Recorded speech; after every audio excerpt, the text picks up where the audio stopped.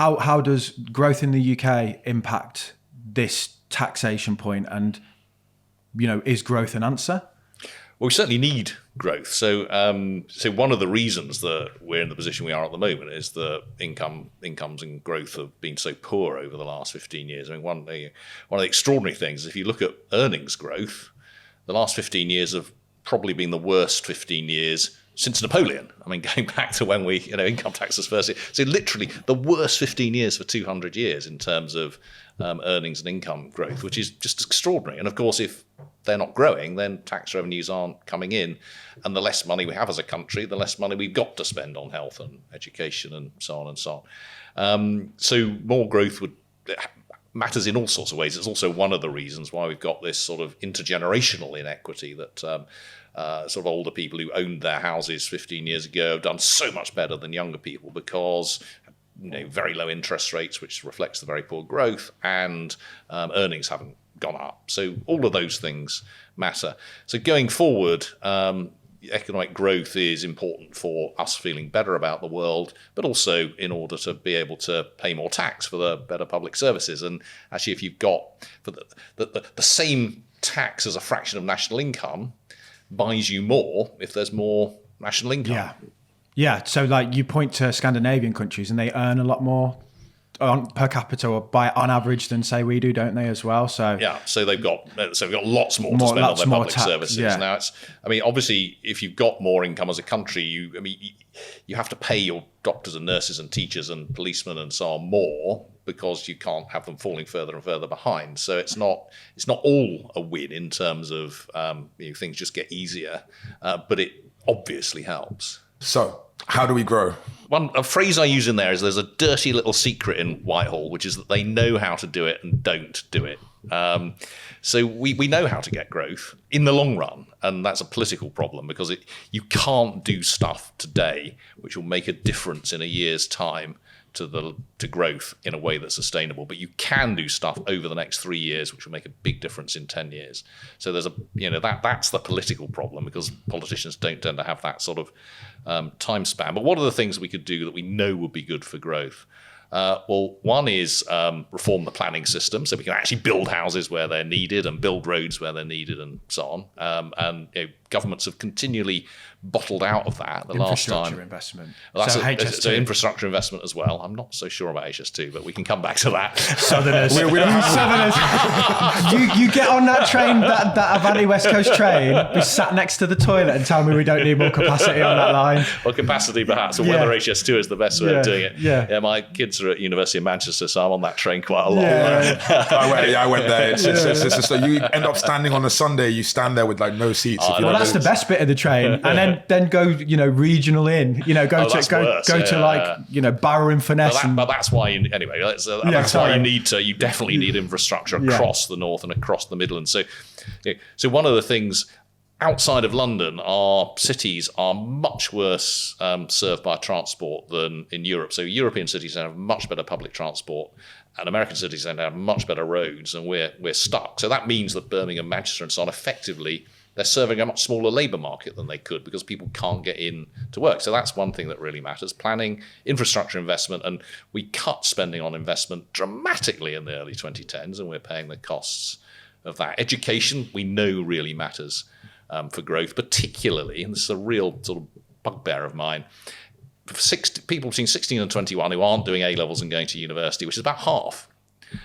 We've really cut spending on that. The policy has been totally changing all of the time, and our 15-year-olds actually compare quite well internationally. Our 21-year-olds are disastrous internationally, and that's telling you something really serious about what's going wrong between 16 and 21, particularly for people doing vocational. So higher education and apprenticeships, is that what you mean? Further education and apprenticeships, yeah. We have very few people doing higher level apprenticeships. So lots of people do degrees, and lots of people sort of stop at sort of GCSE or A level.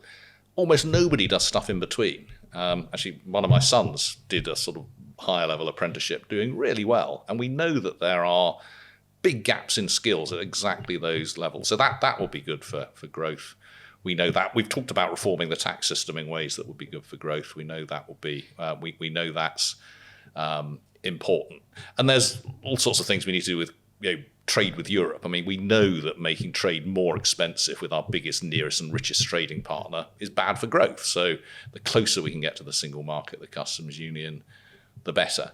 And then there's lots of issues around competition law and regulation and just getting all of those right. So we kind of know the broad outline of things that we need to do to get growth going. But each one of those things is either expensive, or it's bad for people who've already got houses somewhere, or it's a bit difficult when it comes to education, or it makes some people worse off when it comes to tax. And so there are always trade-offs. And if there's one theme of my book, it's there are always trade-offs. That there are not very many things you can do which makes everyone better off. But my view is that we've made the wrong trade-offs for a long period of time, which is partly why we're in the position we're in. Do you think Brexit made this a lot worse? Or not in the grand scheme of things? It certainly had an effect. So we're probably 3 or 4% worse off than if we hadn't, or will be than if we hadn't gone through Brexit. Now, that is a decision you can make. I mean, we're a rich country, despite everything we've just been saying. And if and then there are, does mean it genuinely means we can control our immigration, for example, in a way that we couldn't within the European Union. So again, there are trade-offs. There are arguably benefits, but there are costs, and the costs are economic ones, because we can see that our trade intensity has fallen a lot, and we could see immediately after the referendum that investment fell off. So we know that there are economic costs, and you have to weigh those against any political benefits that you might see from it. And one of the huge frustrations of referendums, both that one and the Scottish one actually, is that both sides made out that everything will be best on one, but there are just to go on about it, there are always trade-offs. No nuance to the debate. It's like it's all good over here, or it's all good over there. Exactly. Do you have much confidence that the political system will, make the changes that we need for growth? Or can they, because people are not brave, like you said? Well, I think it is possible. We have seen over history changes that have been made. I mean, there have been good changes to the tax system over time. We have had reforms to taxation of mortgages, to capital gains and so on over time. We have had some efforts to change planning. We have had periods. Actually, now is a period when investment spending is quite high. So there are things that people have done. I think what you need, and one of the problems is we're doing this in 2023, and for the last, certainly between 2016 and 2022, there was just no space. I mean, you talk to cabinet ministers at the time, for 4 years after the 2016 Brexit vote, no one thought about anything on the Brexit income. You couldn't do anything.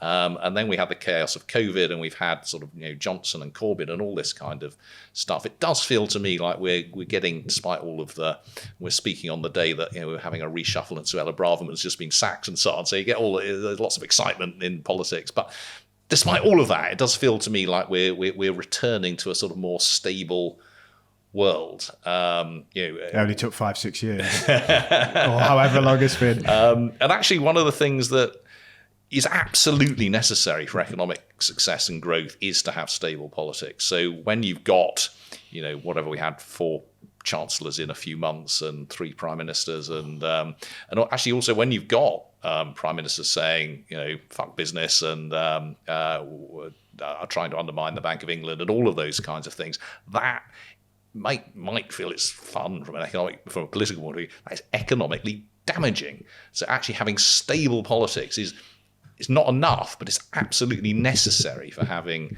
economic growth, and hopefully we'll return to a period of more stable politics. We covered so much in this interview with Paul Johnson, Director of the Institute of Fiscal Studies. Click here if you want to watch the whole thing.